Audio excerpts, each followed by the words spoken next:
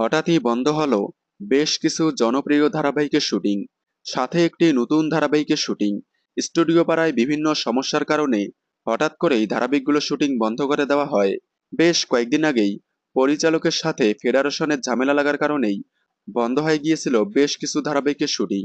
এবার আবারও তার পুনরাবৃত্তি হলো, আবারও বন্ধ হলো বেশ কিছু ধারাবাহিকের শুটিং।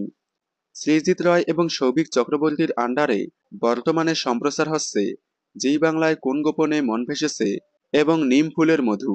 এছাড়াও সৃজিত রায়ের পরিচালনায় আসছে আরও একটি নতুন ধারাবাহিক, যেখানে প্রধান ভূমিকায় দেখা যাবে রুবেল দাস এবং নবাগতা অভিনেত্রী মধুরিমা চক্রবর্তীকে।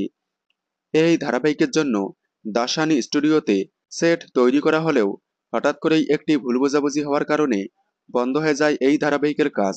সেট তৈরির কাজ অলরেডি পুরোপুরি শেষ হয়ে গিয়েছিল, এর মধ্যেই হঠাৎ করে ফেডারেশনের সাথে ঝামেলা লাগার কারণে বন্ধ হয়ে গিয়েছে শুটিং। তবে আশা করা যাচ্ছে খুব শীঘ্রই এই ঝামেলা মিটিয়ে আবারও শুটিং শুরু হবে এই নতুন ধারাবাহিকের।